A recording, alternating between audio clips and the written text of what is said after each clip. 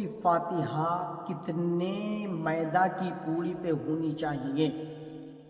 آج ہماری عوام میں ایک بات بہت مشہور ہے کہ اگر اس سال آپ نے 2 کلو میدہ کی یا 5 کلو میدہ کی کری تو اگلے سال کو تمہیں 5.5 کی کرنی پڑے گی، اس سے اگلے سال کو 6 کی کرنی پڑے گی۔ گھٹا نہیں سکتے، ہاں گھٹا نہیں سکتے۔ تو یہ بات بہت مشہور ہے، تو کیا یہ صحیح ہے؟ کیا کنڈوں کی فاتحہ اگر اس سال ہم نے 2 کلو میدہ 5 کلو میدہ کی کر لی، ٹھیک ہے، پوڑی بنا لی اس کی، اور اگلے سال کو پھر ہمیں اس سے زیادہ ہی کرنی پڑے گی، کیا ایک بار ہم نے یہ فاتحہ لگا لی تو پھر اسے چھوڑ سکتے ہیں یا نہیں چھوڑ سکتے؟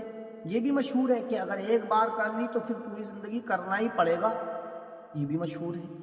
پتہ نہیں کیا کیا مشہور ہے ہماری عوام میں۔ تو آج میں انشاءاللہ اس ویڈیو کے تعلق سے پوری وضاحت کریں گے۔ دیکھیے، کنڈوں کی فاتحہ کا مسئلہ یہ ہے، چاہے آپ ایک چھٹاک پہ لگوا دیں، 2 پوڑی بنا دیں، اس پہ فاتحہ لگوا دیں تب بھی ہو جائے گی۔ آپ 1 کلو میدہ کی 1 کلو آٹے کی پوڑی بنا لیں تب بھی ہو جائے گی، 2 کلو کی بنا لیں تب بھی ہو جائے گی، 3 کلو کی بنا لیں تب بھی ہو جائے گی، اور آپ 5 کنٹل کی پوڑی بنا کے پورے علاقے کو کھلائیں تب بھی فاتحہ ہی ہوگی، اس میں کوئی شریعت کا معاملہ نہیں۔ ایک بات۔ دوسری بات یہ ہو گئی کہ اگر اس سال 5 کلو کی بنائی ہے تو اگلے سال کو 5.5 کی بنانا ضروری ہوگا، تو یہ بالکل ہی غلط ہے، جس کا شریعت سے کوئی لینا دینا نہیں ہے، ایسا بالکل نہیں ہے۔ دیکھیے، اگر اس سال ہم نے 5 کلو کی بنائی ہے تو اگلے سال کو آپ کا بجٹ نہیں ہے تو آپ 1 پاؤ کی بنا لیجیے یا مت بھی بنائیے، کوئی مسئلہ نہیں۔ 1 پاؤ کی بنائیں گے تو بھی فاتحہ ہو جائے گی، 2 پاؤ کی بنائیں گے تو ہو جائے گی، 1 کلو کی بنائیں گے تو ہو جائے گی۔ یہ کہاں سے آ گیا بھائی کہ اس سال جو ہے 5 کلو کی ہے تو اگلے سال کو 5.5 کی کوئی ضروری ہے؟ کون سی کتاب میں لکھا ہے؟ ذرا ہمیں بھی بتا دیں، ہم بھی پڑھ لیں گے بھائی۔ ایسا کچھ نہیں ہے، آپ جتنے پہ چاہیں، جتنے کھانے پہ چاہیں، جس چیز پہ چاہیں فاتحہ لگائیں۔ اچھا، ایک بات یہ بھی ہے کہ پوڑی پہ ہی فاتحہ ہوگی اور کسی چیز پہ بھی ہو جائے گی؟ تو دوستو ایسا کچھ بھی نہیں ہے، آپ کسی بھی چیز پہ فاتحہ پڑھ لیجیے، پوڑی ہو، حلوہ ہو، ٹھیک ہے، کھیر ہو، بازار سے لائے ہوئے رسگلے ہوں، جلیبی ہو، گھر میں جو روزانہ روٹی پک رہی ہے وہ کچھ بھی ہو یار، فاتحہ سے مطلب ہے، اللہ کا ذکر ہونا ہے، قرآن شریف کی آیتیں پڑھی جانی ہیں، تو قرآن شریف کی آیتوں کا ثواب تب نہیں ملتا ہے جب پوڑی رکھی ہوں وہ پوڑی پہنچائیں گی ثواب نہیں، قرآن شریف پڑھنے سے ثواب ملتا ہے، پوڑیوں سے نہیں ملتا، ٹھیک ہے، ہاں درود پاک پڑھنے سے ملتا ہے ثواب، پوڑیوں سے نہیں ملتا ہے۔ تو آپ جو چاہیں، جس چیز پہ چاہیں فاتحہ لگا سکتے ہیں، کوئی مسئلہ نہیں ہے، ٹھیک ہے، یہ بات آپ نے سمجھنا۔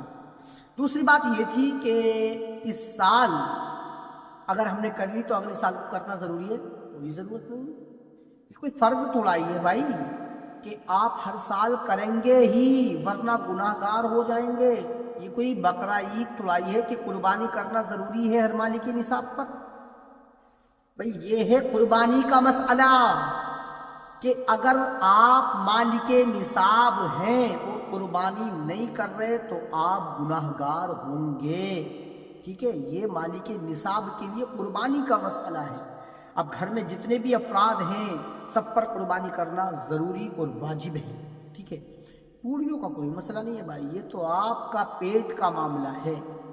دیکھ لیجئے، آپ اگر آپ کرنا چاہتے ہیں اس سال، اچھی بات ہے، کیجئے، مستحب کام ہے، بہت اچھا ہے، جتنا اچھی پوڑی بنائیں، خوب اس میں میوہ ڈالیں، غذائیں اچھی بنائیں، گھر پہ اور بھی غذائیں بنائیں اس کے علاوہ، اور کیجئے، کوئی مسئلہ نہیں ہے۔